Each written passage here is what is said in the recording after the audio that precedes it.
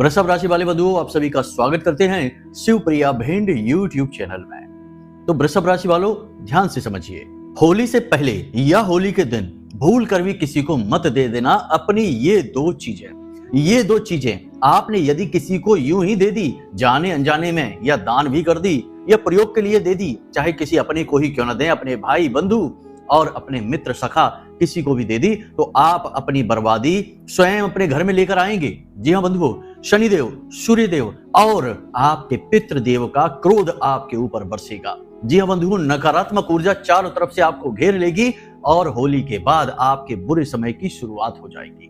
जी हाँ बंधुओं, और ये सारी बातें हम आपको यूं ही नहीं कह रहे हैं, इन सारी बातों को कहने के पीछे पूर्ण ज्योतिषीय आकलन है और आपकी राशि और आपकी कुंडली की ग्रह की स्थितियों के आधार पर हम ये बातें आपको बता रहे हैं। जी हाँ बंधुओं, याद रखना कि ठीक 14 मार्च के दिन जहां होलिका दहन होगा, वहीं सूर्य देवता भी राशि परिवर्तन करेंगे और राशि परिवर्तन करके पहुंच जाएंगे राहु के साथ, और वहीं पर बुध और शुक्र भी मौजूद हैं। यानी कि यह बहुत ही खतरनाक तालमेल होगा सूर्य देवता का राहु के साथ। याद रखना कि राहु एक ऐसा ग्रह है जो सूर्य देव को भी ग्रहण लगा देता है, कलयुग का राजा है, महाशक्तिशाली है। वैसे तो राक्षस ग्रह है, क्षुद्र है, छाया है, परंतु सूर्य को भी ढक देने की शक्ति रखता है। तो ऐसे में यदि आपने ये भूल कर दी कि इन दो चीजों का चुपचाप बिना जाने या अनजाने में लेन देन कर लिया, तो आप निश्चित तौर पर सूर्य देवता के क्रोध के भाजन बन जाएंगे और पितृदेव और शनिदेव भी आपको निश्चित तौर पर क्रोधित हो जाएंगे, आपकी जिंदगी खराब करने लगेंगे, आपके ऊपर नकारात्मक प्रभाव देने लगेंगे। अब कौन सी है ये दो चीजें, साथ ही साथ इन दोनों चीजों का आपसे क्या संबंध है। और एक बात हम आपको और बता दें कि जब बुरा समय आने को होता है तो पहले ही इंसान की बुद्धि हर ली जाती है, इसीलिए विनाश काले विपरीत बुद्धि। कारण इसका यह होता है कि जैसे कि अगर किसी को यह कहा जाए कि तुम्हें सफेद रंग किसी को नहीं देना है, तो उसके आसपास ऐसा वातावरण बनता है कि लोग उससे सफेद रंग की ही मांग करते हैं, सफेद रंग के कपड़ों की मांग करते हैं, खाने पीने के लिए सफेद रंग की चीजें, मिठाई वगैरह, शक्कर है, चावल है, ऐसी चीजों की मांग करने लगते हैं। और फिर उसे कभी जाने में कभी अनजाने में यह भूल हो जाती है कि वह उठाकर इन चीजों को दूसरों को दे देता है, और यहीं से उसके बुरे समय की शुरुआत हो जाती है। इसीलिए विनाश काले विपरीत बुद्धि बात जो कही गई है शास्त्रों में, वह चरितार्थ हो जाती है। तो अब ऐसे में जरूरत पड़ती है सही ज्ञान की, मार्गदर्शन की। मार्गदर्शन का मतलब ही है कि आने वाली बाधाओं और अड़चनों को पहले ही बता दिया जाए और सतर्क कर दिया जाए, सावधान कर दिया जाए।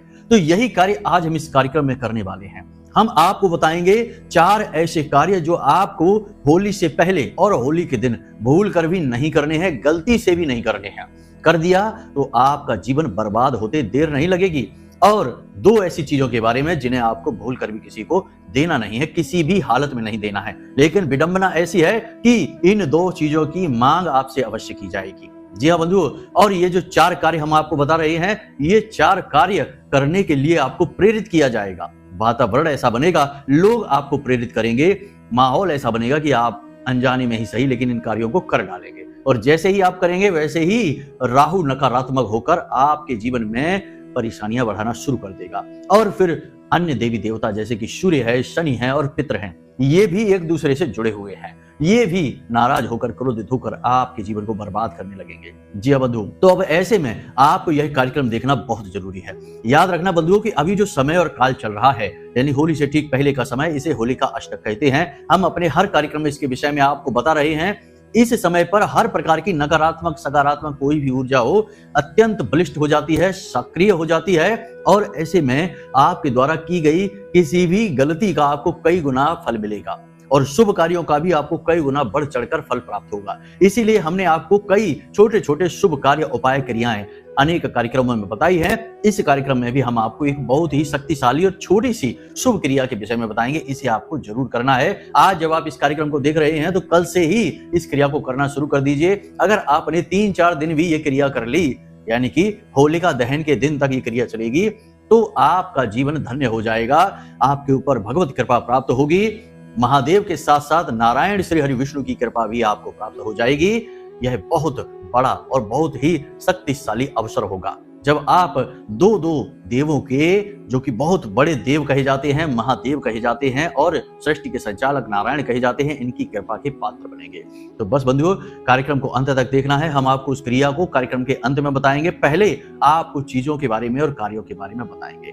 अंत तक कार्यक्रम में रुके रहना है और सारी बातों को अच्छी तरह से समझ लेना है। बाद में न कहना कि गुरुजी आपने बताया तो था लेकिन हमने बात नहीं मानी और आज देखो कि आपने जो कहा वह सब कुछ सत्य हो गया। अक्सर यही लोग हमसे कहते हैं, तो आपको भी कहीं ऐसा ना कहना पड़ जाए, इसलिए कार्यक्रम को अच्छी तरह से समझ भी लेना है।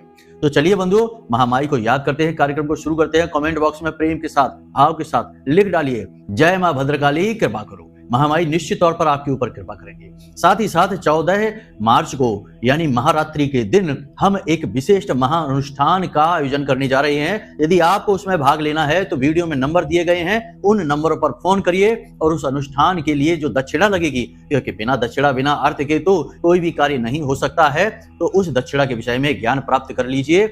उस दक्षिणा से आपके लिए नारियल, चुनरी, महामाई का श्रृंगार खरीदा जाएगा, जो आपकी तरफ से महामाई के चरणों में अर्पित किया जाएगा और आपके नाम से आहुतियां यज्ञ में की जाएंगी, हवन में की जाएंगी और आपकी अर्जी महामाई के चरणों में लगा दी जाएगी। तो ये सारी क्रिया के लिए थोड़ी बहुत अर्थ दक्षिणा की आवश्यकता रहती ही है। जो कुतर्की हैं, बुद्धिहीन हैं, वे इस अनुष्ठान से पूरी तरह से दूर रहें। उनका भगवान ही मालिक है, उनका कोई कुछ नहीं कर सकता। जिन्हें सचमुच में ईश्वर की कृपा, महामाई की कृपा चाहिए, केवल वो ही फोन करें। बाकी कुतर्की से हम हाथ जोड़ते हैं कि दूर रहें, कहीं और ही जाएं। तो चलिए बंधुओं, कार्यक्रम को शुरू करते हैं, मूल विषय को प्रारंभ करते हैं। कब आप जीवन में तरक्की करेंगे, कब आपके जीवन में बाधाएं आएंगी, कब रोग आएंगे, कब दुर्घटना होगी, कब आपकी संतान होगी, कब आपका विवाह होगा, ये सारी बातें जानने का क्या तरीका है? अक्सर लोगों के मन में यह उत्सुकता रहती है। या फिर जीवन में इतनी उथल पुथल क्यों है, परेशानियां क्यों हैं, क्यों हर पल केवल और केवल टेंशन है, कोई भी काम कर लो उसमें कामयाबी नहीं मिलती है। इन सब का कारण बताना और उनका समाधान कहां से प्राप्त होगा? केवल एक ही मार्ग है, आपकी कुंडली। आपके पैदा होते ही आपके पूरे जीवन की कहानी ग्रह नक्षत्रों के आधार पर लिख दी गई है। आपके जीवन की एक सिंगल घटना भी उस कुंडली के दायरे से बाहर नहीं जाएगी। यदि आपको भी अपने जीवन में श्रेष्ठ मार्गदर्शन की तलाश है और जीवन की समस्याओं का कारण जानना है, तो नंबर हमने दे रखा है वीडियो में। इस नंबर पर फोन करिए। 10 बजे से 4 बजे के बीच कभी भी फोन करके अपनी डिटेल बताइए। एक छोटी सी दक्षिणा के साथ अपनी कुंडली का श्रेष्ठतम आकलन करवा डालिए। बंधुओं, एक चीज ध्यान से समझिए कि हमारे आसपास जितनी भी चीजें हैं उनकी अपनी विशेष ऊर्जाएं हैं। किसी की सकारात्मक, किसी की नकारात्मक। नकारात्मक चीजें हमारे जीवन को बुरी तरह से प्रभावित करती हैं, इन्हें अपने घर से निकाल ही देना चाहिए, दूर ही रहना चाहिए। और सकारात्मक चीजें हैं, वे हमारे जीवन को सुंदर बनाती हैं, सुदृढ़ बनाती हैं। इसीलिए आपने देखा होगा कि लोग अष्ट धातु के छल्ले और कवच वगैरह बनाकर पहने रहते हैं, रत्न वगैरह धारण करते हैं, रुद्राक्ष वगैरह धारण करते हैं, तुलसी की माला है या फिर स्फटिक की माला वगैरह धारण करते हैं। हम तो आपसे यही कहेंगे कि यदि आज आप इस कार्यक्रम को देख रहे हैं तो सबसे पहला कार्य तो यही कर लें कि महामाई, महाविद्या, मां बगलामुखी की हल्दी की माला आज ही धारण कर लें। यदि नहीं कर सकते हैं या आपको जानकारी नहीं है, ज्ञान नहीं है, तो आज ही बाजार चले जाएं। पूजा घर की जो दुकानें होती हैं, जहां से पूजा वगैरह का सामान मिलता है, हल्दी की माला लेकर आएं। शुद्ध हल्दी की माला हो और उसे 24 से 48 घंटों के लिए सरसों के तेल में डुबा कर रख दें, महामाई के चरणों में रख दें और उसके बाद उसे निकाल कर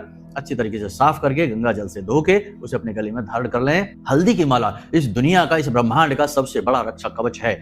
यह मां बगलामुखी को समर्पित है और जो भी व्यक्ति हल्दी की माला धारण कर लेता है उसके आसपास बालगा कवच सक्रिय हो जाता है।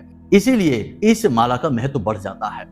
यह बालगा कवच आपको हर एक नकारात्मकता से दूर रखेगा, हर एक नकारात्मक शक्ति को काट डालेगा, आप तक पहुंचने ही नहीं देगा। फिर काय का नजर, टोना टोटका, काय की तंत्र विद्या कुछ भी आपके पास आएगी ही नहीं, सब कुछ दूर भाग जाएगी। तो ये क्रिया तो आप आज कर ही लें जब आप इस कार्यक्रम को देख रहे हैं या फिर कल कर लें। कोई भी विशेष नियम, विधि विधान या फिर विशेष दिन की आवश्यकता नहीं है। अभी जो दिन चल रहे हैं इन दिनों पर मां बगलामुखी की ऊर्जा भी चरम सीमा पर है और इसका भी आपको लाभ प्राप्त हो जाएगा। जी हाँ बंधुओं, तो यह एक कार्य हो गया। दूसरा कार्य आपको यह है कि प्रतिदिन मंदिर में जाएं और इन दिनों में मंदिर में जाएं और दान पात्र में एक छोटी सी रकम, जितना आपका बने, 5 रुपए, 10 रुपए, 20 रुपए, उस रकम को मंदिर के दान पात्र में दान अवश्य करते रहें। क्योंकि इसके बाद जो मंदिर में अनुष्ठान होंगे, पूजा पाठ होंगे, भंडारे होंगे, गरीबों को भोजन कराया जाएगा, जो बाहर भिखारी बैठे रहते हैं उन्हें भोजन कराया जाएगा, प्रसाद दिया जाएगा, उस सब में आपके द्वारा दी गई राशि का प्रयोग हो जाएगा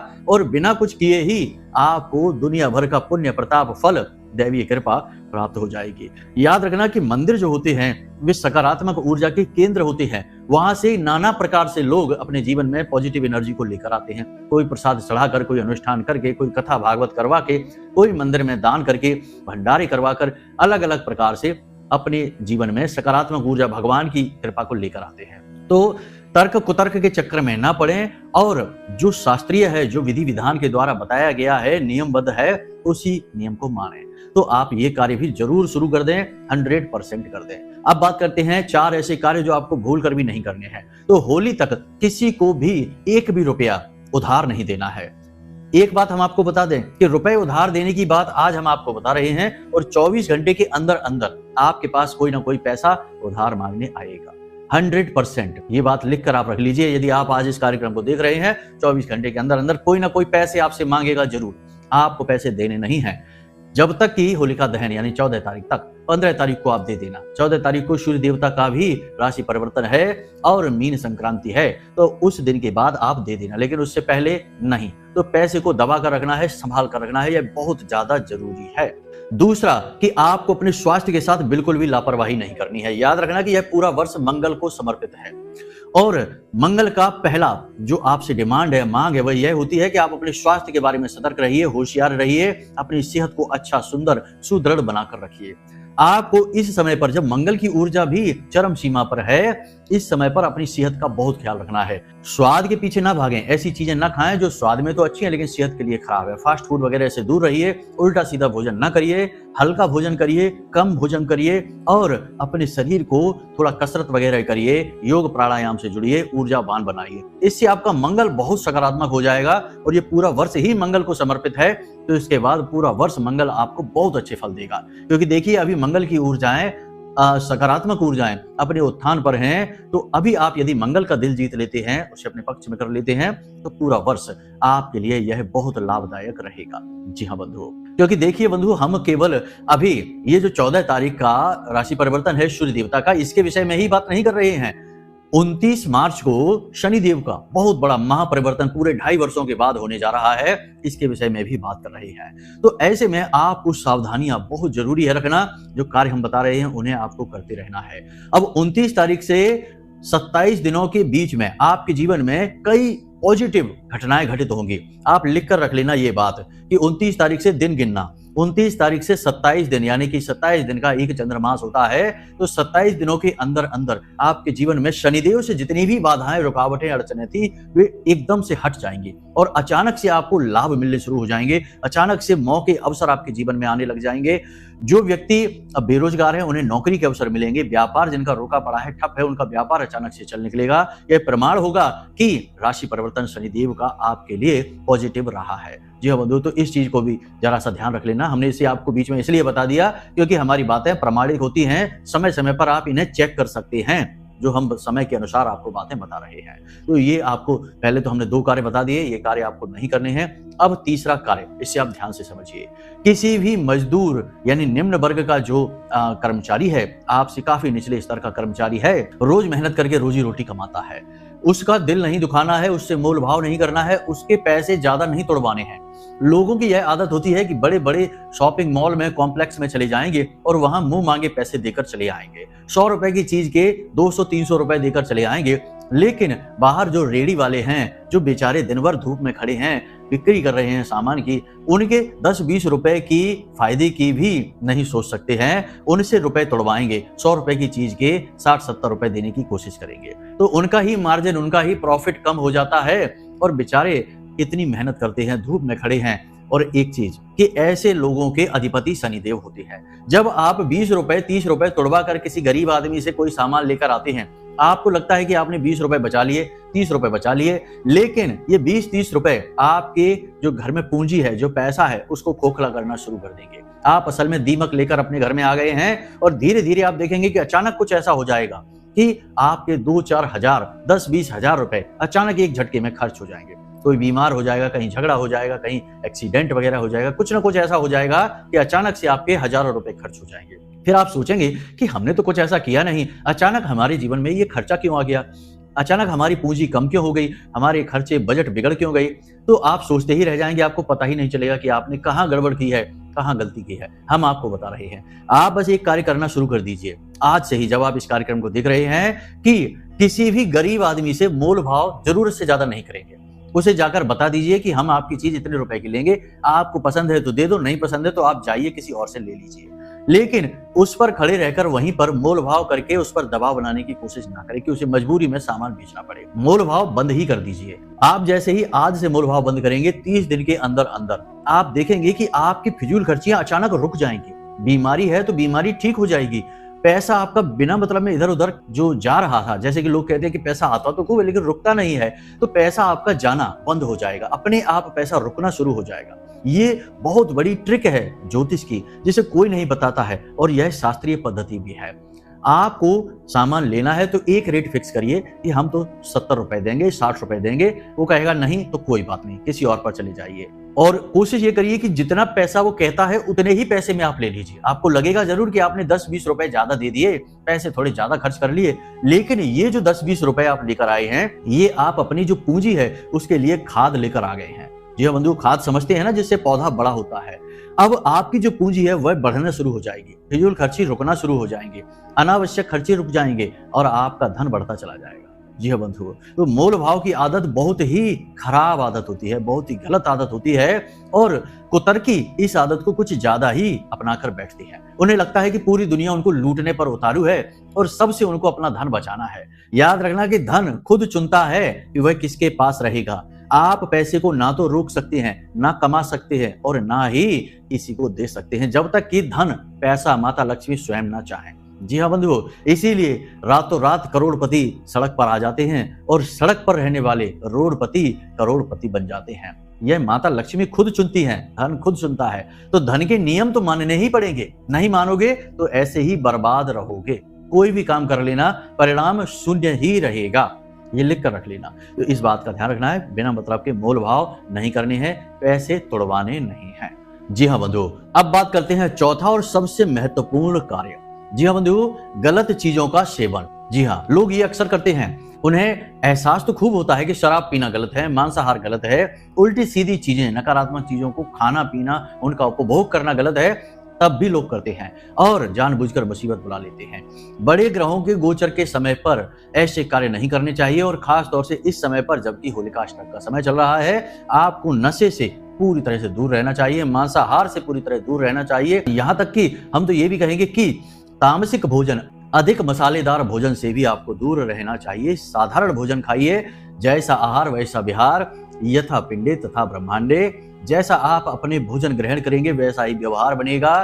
तामसिक भोजन खाएंगे तो जगह जगह झगड़ा, विवाद और बनते काम बिगड़ते चले जाएंगे, और यदि आप साधारण भोजन खाएंगे, सात्विक भोजन खाएंगे, तो आपके बिगड़े काम भी बनने शुरू हो जाएंगे। आपकी वाणी मधुर हो जाएगी, मन शांत हो जाएगा, और आपका बुध और शुक्र दोनों सक्रिय हो जाएंगे, पॉजिटिव हो जाएंगे। तो ये 4 कार्य जो हैं आपको भूल कर भी नहीं करने हैं। नशा नहीं करना है, पैसे उधार नहीं देना है, मोल भाव नहीं करना है, और किसी को सताना नहीं है, और अपनी सेहत का ख्याल रखना है। ये 4 कार्य आपको करने हैं, यानी कि इन पर ध्यान देना है। निषेध है और इनका उपभोग है, वह आप समझ लेना।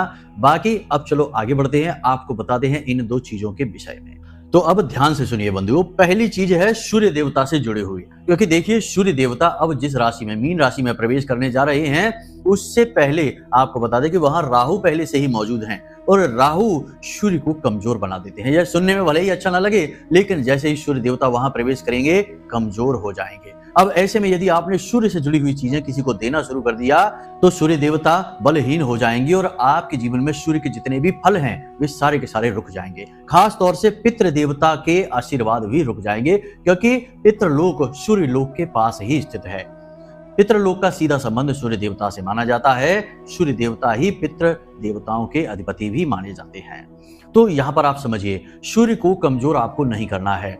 गुड़, तांबे के बर्तन, तांबे की कोई भी चीज, और लाल और सफेद रंग के वस्त्र, किसी को भी आपको नहीं देने हैं। वैसे सफेद रंग के वस्त्र शुक्र को भी सूचित होते हैं, लेकिन सूर्य देवता के लिए भी होते हैं। कहीं कहीं पर लाल और पीले रंग के वस्त्र कहे जाते हैं। तो आप 3 रंगों को, लाल, पीला और सफेद, ये 3 रंग आपको किसी को नहीं देने हैं।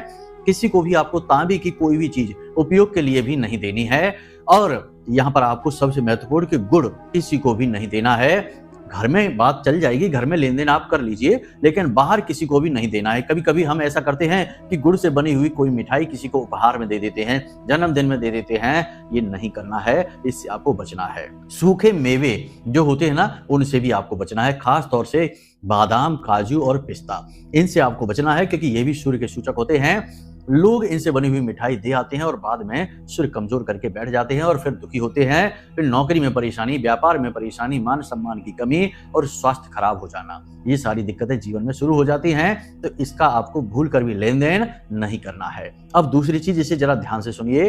इलेक्ट्रॉनिक सामान, घड़ी, मोबाइल या कोई भी इलेक्ट्रॉनिक चीज आपको किसी को भी नहीं देनी है। और मशीनरी भी, जैसे कि आपका वाहन है, आपके उपकरण हैं, आप किसी भी तरीके का लैपटॉप है, मोबाइल है, कुछ भी उपयोग करते हैं, इलेक्ट्रॉनिक सामान, मशीनरी का सामान, ये आपको किसी को भी नहीं देना है, ना तो प्रयोग के लिए और ना ही यूं ही हमेशा के लिए।